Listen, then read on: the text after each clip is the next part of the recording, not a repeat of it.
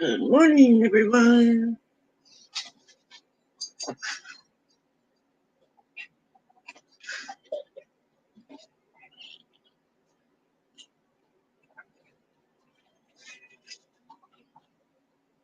Let some people come in and then get the meeting going.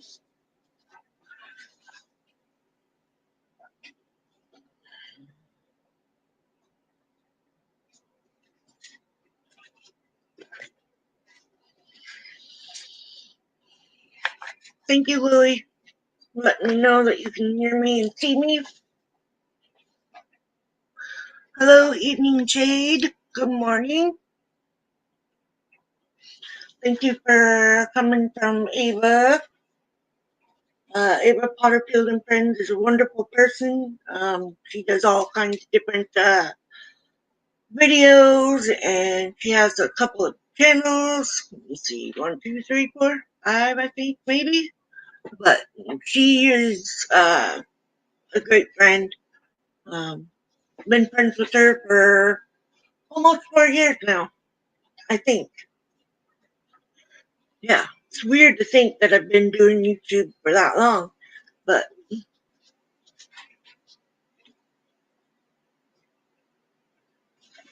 so yeah, let's wait a couple minutes, let people come in.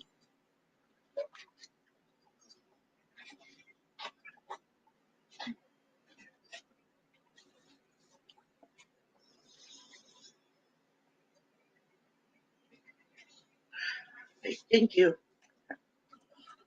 All right, let's go ahead and get it going. I'm Sandra and I'm an alcoholic. God, grant me the serenity to accept the things I cannot change, the courage to change the things I can, and the wisdom to know the difference. Please don't be judging anyone in the chats. Be kind to each other. Just a second. I found my little ring on the floor. My niece has the same one.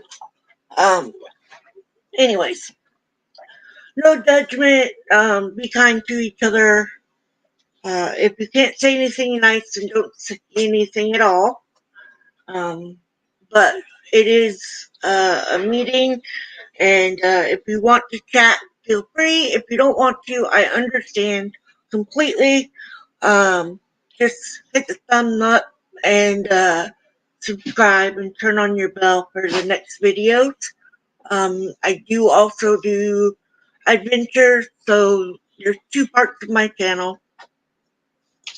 But Saturdays and Tuesdays, I'm going to be doing AA meetings. I changed it from Sunday back to Saturdays because it's just easier that way.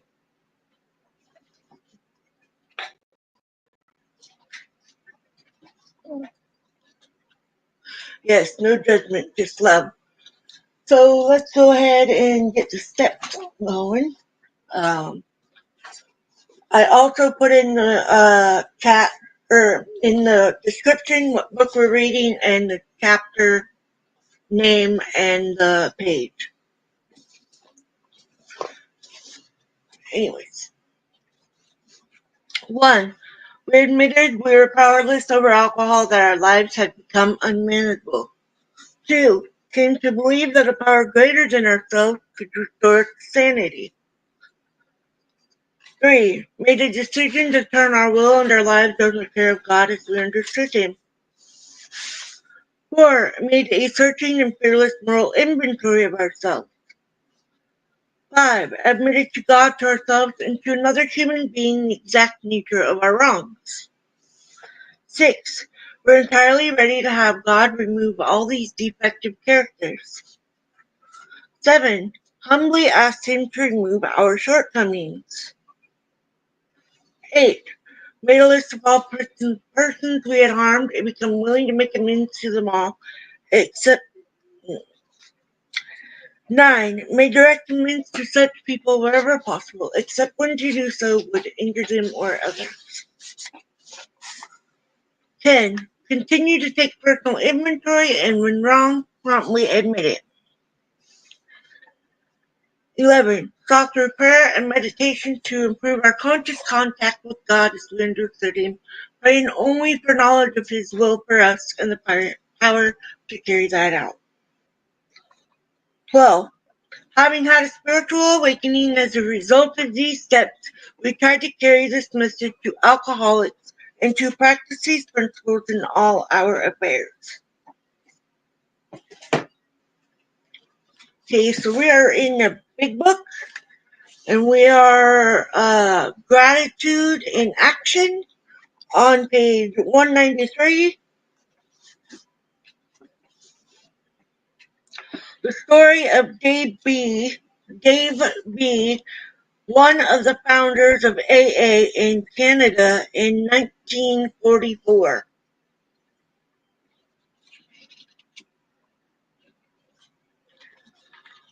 Believe it or not, I believe it would be good to tell the story of my life.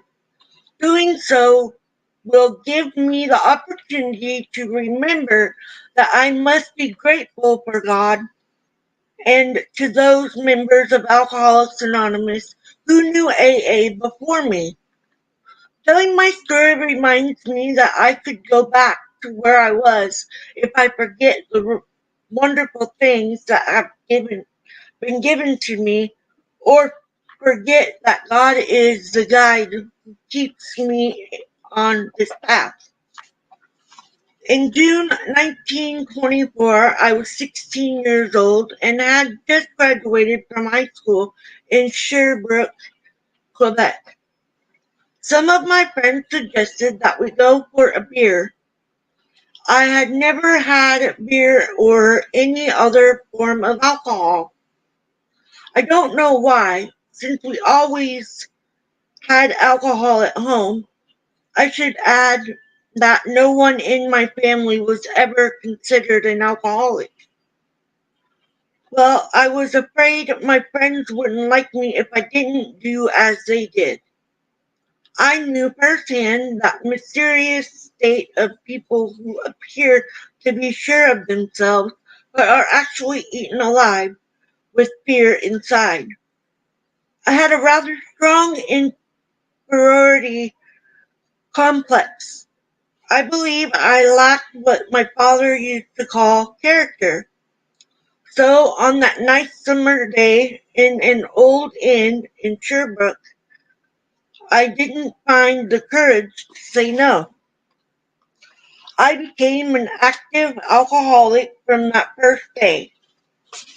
When alcohol produced a very special effect in me, I was transformed. Alcohol suddenly made me into what I had always wanted to be. Alcohol became my everyday companion. At first, I considered it a friend. Later, it became a heavy load I couldn't get rid of. It turned out to be much more powerful than I was. Even if for many years I could stay sober for short periods, I kept telling myself that one way or another I would get rid of alcohol. I was convinced I would find a way to stop drinking. I didn't want to acknowledge that alcohol had became so important in my life. Indeed, alcohol was giving me something I didn't want to lose. In 1934, a series of mishaps occurred because of my drinking. I had to come back from Western Canada because the bank I worked at for lost confidence in me. An elevator accident cost me all of the toes on one foot and a skull fracture. I was in the hospital for months. My excessive drinking also caused a brain hemorrhage, which completely paralyzed one side of my body. I probably did my first step day I came by ambulance to Western Hospital, a night shift nurse asked me, "Mr. B, why do you drink so much? You have a wonderful wife, a bright little boy. You have no reason to drink like that. Why do you?" Being honest for the first time, I said, "I don't know, nurse. I really don't know." That was many years before I learned about the fellowship. You might think I'd tell myself, if alcohol causes so much harm, I will stop drinking. But I found countless reasons to prove to myself that alcohol had nothing to do with my misfortunes. I told myself it was because of fate, because everyone was against me, because everything weren't going well.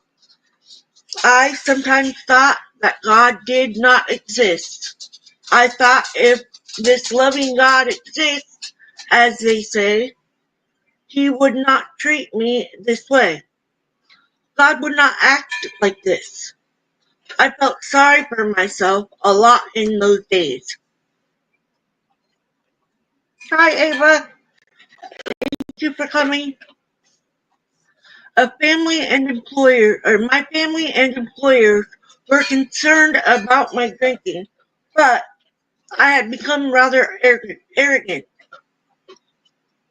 I bought a 1931 Ford with an inheritance from my grandmother, and my wife and I made a trip to Cape Cod. On the way back, we stopped at my uncle's place in New Hampshire. This uncle had taken me under his wing at the time of my mother's death, and he worried about me. Now he said to me, "Dave, if you stop drinking for a full year, I will give you the Ford Roadster I just bought."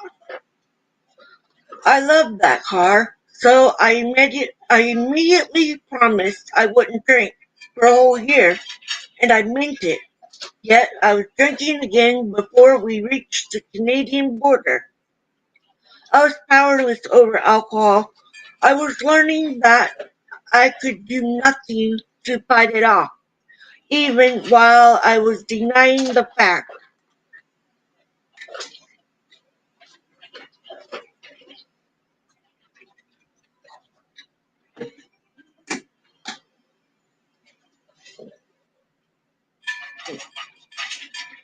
On Easter weekend 1944, I found myself in a jail cell in Montreal.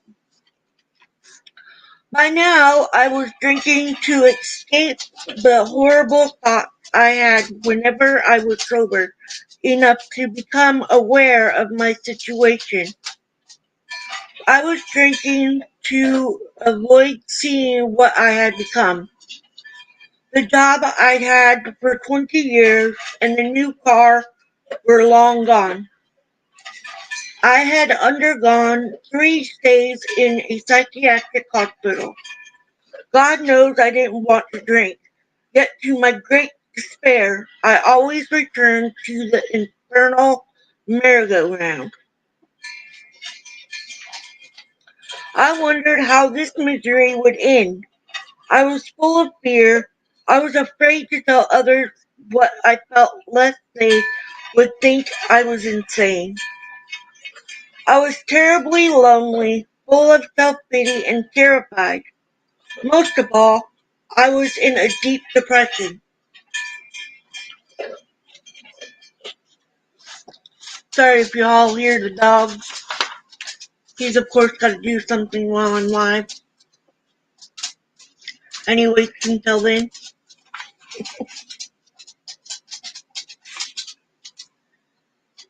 Then I recalled a book given to me by my sister. Just a second, guys. Jean, about drugs, as desperate as I was, who had found a way to stop drinking. According to this book, the these drunks had found a way to live like other human beings, to get up in the morning, go to work, and return home in the evening. This book was about Alcoholics Anonymous. I decided to get in touch with them. I had much difficulties in researching AA in New York, as AA wasn't as well known then. I finally spoke to a woman, Bobby, who said words I hope I never forget. I am an alcoholic. We have recovered. If you want, we'll help you. She told me about herself and added that many other drunks had used this method to stop drinking.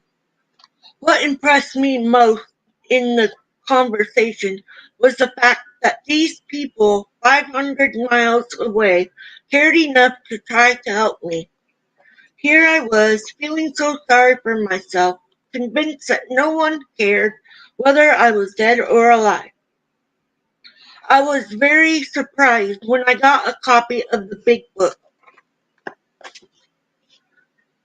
in the mail the following day, and each day after that, for nearly a year, I got a letter or a note, something from Bobby or from Bill or one of the other members of the central office in New York. In October 1944, Bobby wrote, "You sound very sincere, and from now on we will be counting on you to perpetuate the fellowship of AA where you are. You will find enclosed some queries from alcoholics. We think you are now ready to take on this responsibility." She had enclosed some 400 letters that I answered in the course of the following weeks. Soon I began to get answers back. In my new enthusiasm in having found an answer to my problem,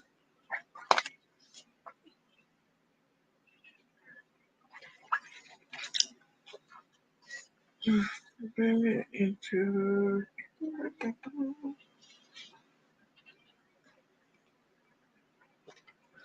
find my spot again. I told Dory, my wife, "You can quit your job now. I will take care of you. From now on, you will take the place you deserve in this family." However, she knew better. She said, "No, Dave, I will keep my job for a year while you go save the drunks." That is exactly what I set out to do. As I look back on it now, I did everything wrong, but at least I was thinking of somebody else instead of myself. I began to get a little bit of something I am very full of now, and that is gratitude. I was becoming increasingly grateful to the people in New York and to the God they referred to, but whom I found difficult to reach. Yet I realized I had to seek the higher power I was told about. I was all alone in Quebec at that time.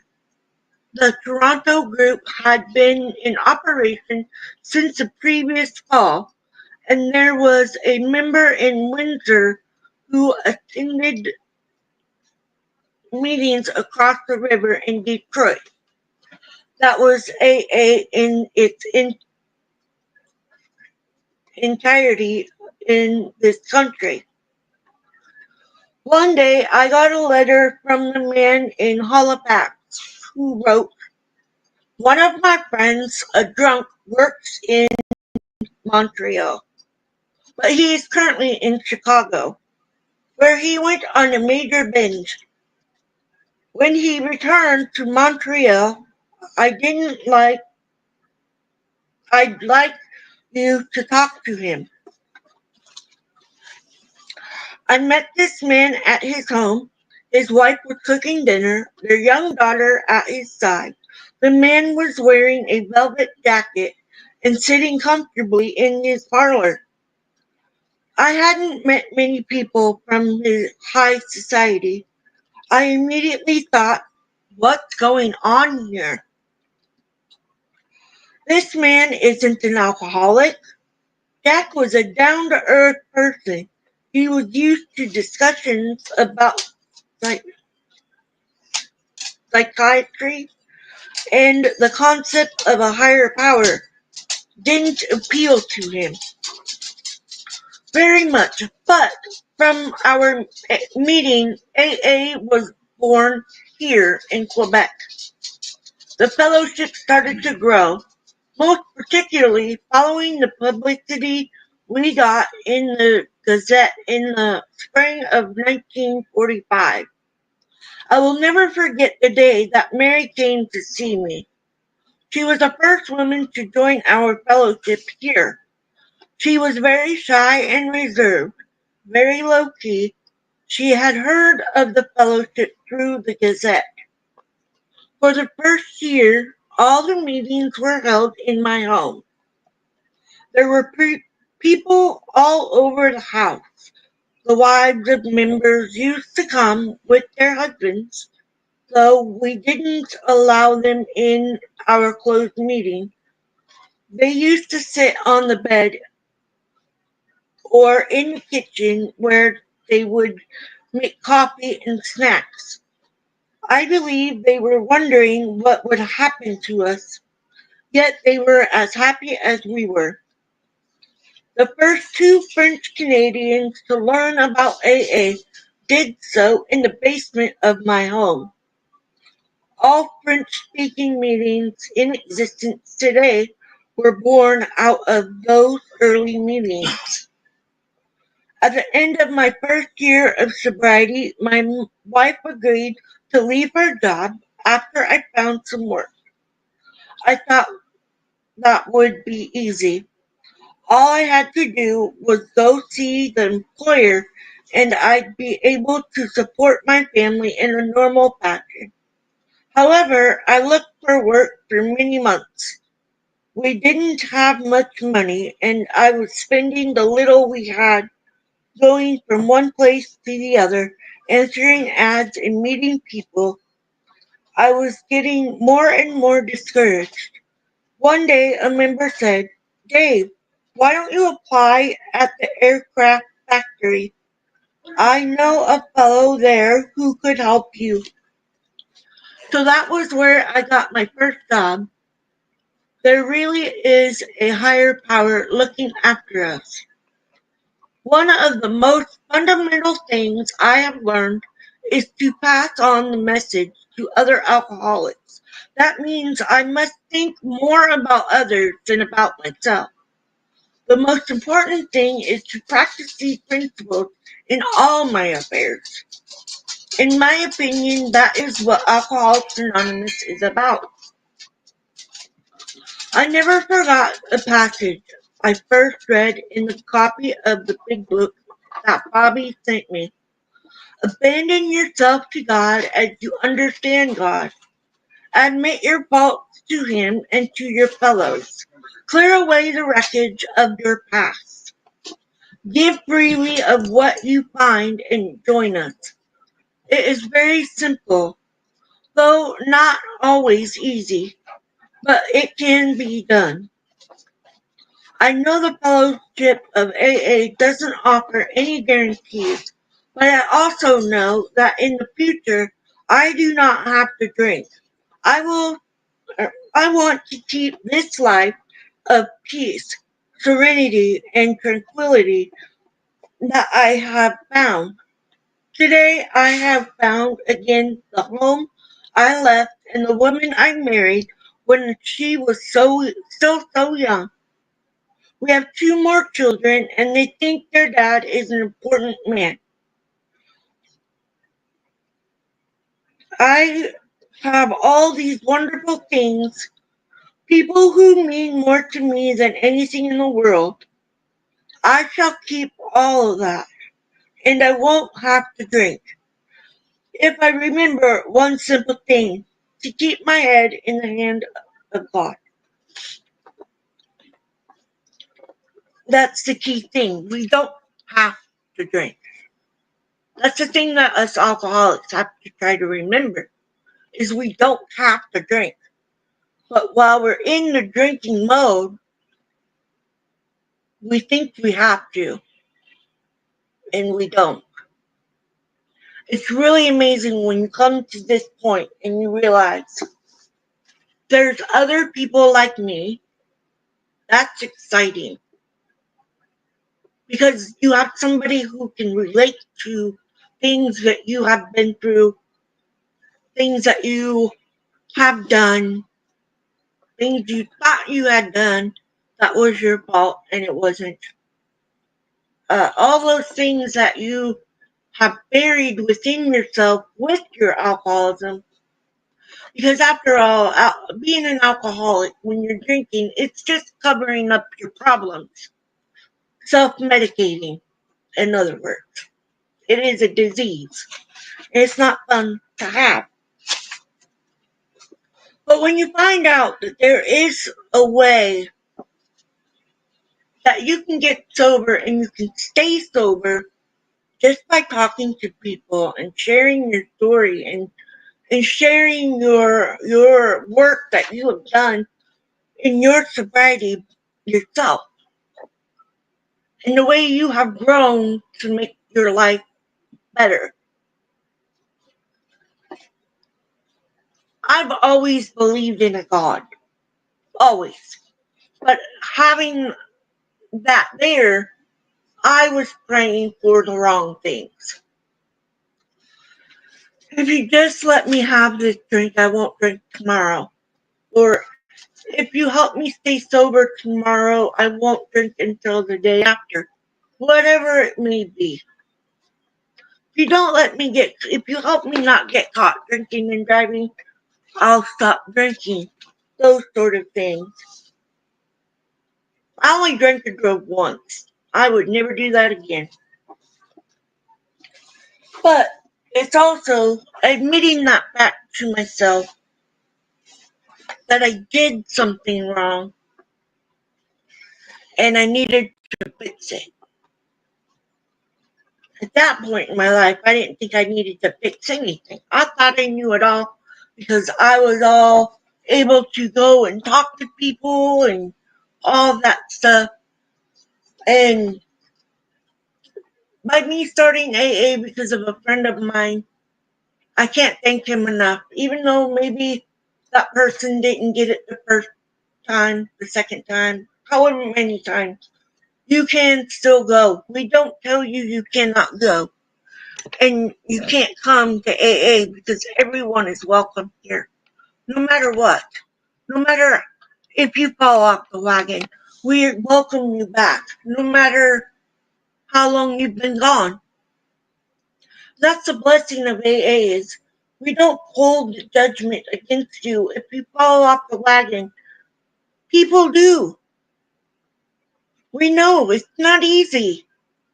It's not simple to just, you know, like when you first get sober, you're like, okay, I'm sober for a few months or maybe I'm sober for a year and I can go out now and I can drink and be like a normal person. You did wrong. And the reason I say that is because I've done it. I quit drinking way before I started AA. I had quit for a year and I started drinking again. And it didn't take me a week, a month, a year to get back down to where I just escaped from. But I have had a great deal of AA and doing steps every single day, naturally in the day. I don't even think about it anymore. I just naturally do it. Um, and I find humility in things. Like, I would get so upset over stupid stuff that now I'm just like, I still do sometimes. My husband's over here thinking, yeah, right. But I do have my attitude now and then, and I can get pretty pissed off. But I'm not doing it being drunk, because being drunk, I wouldn't quit. I'd keep it going and keep it going and keep it going. And I don't need that. And I've seen so many things sober that I may not remember if I had been in my drinking when those things occurred. Like both of my kids graduating school. My oldest graduated, he got his GED. They both dropped out of high school, but they went back and they did it. And I got to watch them get their diplomas and grow up to be men. One of them could stand some lessons, but you know, life happens and we go on. And I don't know where I'd be if I didn't have the fellowship of AA. I wouldn't be here, that is for sure. I wouldn't be sharing my story openly in these platforms. Um, I didn't even have the courage to do a speaker meeting for my own group at another group. Um, so it was two small groups put together, and my sponsor and I, sponsor put me in there without me knowing, but hey, but I did the speaker meeting. Um, and then my other sponsor, who has passed, told me after that, she was also one of my coworkers for the first job I had, which I'm pretty proud of. But Judy would always tell me, "You found your voice. Don't lose it. Keep your voice. It's going to come in handy when you need it." And this is when I need it, for helping others to find that gift that I got for free from a fellowship of people that, yeah, I knew a couple of them, but I didn't know all of them. And I found I have friends in the fellowship, true friends, who completely understand when I have a bad day, and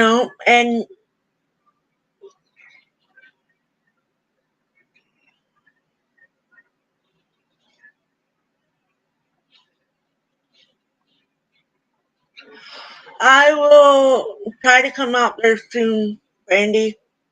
Not sure exactly when, but hopefully soon. My sobriety birthday is coming up really soon. Um, but it's coming. I'm pretty proud because I'm hitting double digits. Double digits. Um, yeah. And happy late birthday to you, Randy. I know I missed it. I told you, I texted you, happy sobriety birthday. Um, I'm sorry I forgot on that day. Um, my phone, of course, didn't remind me. You get behind the speakers and moan so everybody hears you like we don't pet you. This crazy dog. But thank you, Evening Shade. I appreciate that. It does take a lot of courage. I am a shy person, but when I learned that it is a gift that I need to share, I just started sharing, and my all of my jobs that I've had, I've shared that I'm a recovering alcoholic, and from my first job was camp hosting. My boss was very sweet. She told me that if there's any beverage bottles and stuff that I didn't feel comfortable picking up, just leave it. Somebody else would pick it up. I met one of my sponsors through that job. The second job I had that I kept for a year, I got two new best friends out of there. I'm working there again, but they do not, unfortunately. But we still talk sometimes every single day. I've gained friends through YouTube for my AA, and I believe I'm helping people, and that's a good feeling. It's so amazing to be able to share and use a voice to let people know that you're not alone. There are many of us just like you, and you just got to figure out when it's your time to finally admit to yourself that you are an alcoholic. And that's the first step. The first step is always the hard one, but you can do it. Don't do it for anybody else but you. That's one thing I always tell all of my sponsees. Don't do it for anyone else except for you. And this is what I tell them. If you cannot fix you, if you cannot take care of you, you can't take care of someone else. You cannot take care of anything else. Because you have to control yourself. That is all you can do. You have to grow as yourself and learn that you have only the control right here around you. And only you can change the situation. Have a way out. That's one of my other fellowship members always said. Make sure you have a way out. Never make yourself trapped. So yeah, that's something that I also learned from people that I listen to in the meetings. And why I start doing these meetings on the internet for the people that can't get out, that can't go anywhere, that are bedridden, or they don't have any way to get to a meeting. This is how I can do it, and it's free. I don't pay anything for it, nothing. So, but with that, I'm gonna read the Serenity, or I'm gonna read the daily reflection, and let you guys go back on your Saturday. So again, I am doing AA meetings on Saturday mornings at 11 a.m. Pacific Standard Time and Tuesday mornings at 11 a.m. Pacific Standard Time also. So get the app, Daily Reflections app, any of them work. It will tell you what your daily reflection is. Usually they have the books, they have audio books, they have the book you can read, all right here in the palm of your hand or on your tablet or your Chromebook. So today is October 26th. One ultimate authority. For our group purpose, there is but one ultimate authority, a loving God as he may express himself in our group conscience. And that's in the 12 Step 12 Traditions book on page 132. When I am chosen to carry some small responsibility for my fellows, I ask that God grant me the patience, open-mindedness, and willingness to listen to those I would lead. I must remind myself that I am the trusted servant of others, not their governor, teacher, or instructor. God guides my words and my actions, and my responsibility is to heed his suggestions. Trust is my watchword. I trust others who lead. In the fellowship of AA, I entrust God with the ultimate authority of running the show. Amen to that. And with that, it's going to be a meeting closed. So thank you guys for coming and being here and being in the chat. I really appreciate it. If you're watching the replay, please hit the thumbs up. And if you feel like leaving a message, you can do that. If not, I completely understand. And subscribe and hit the notification bell for the next videos. I'm still uploading adventure videos, so be looking for those too. I love you guys, and I hope you have a blessed day and a good weekend. I love you all. Be safe out there and stay sober. Love you.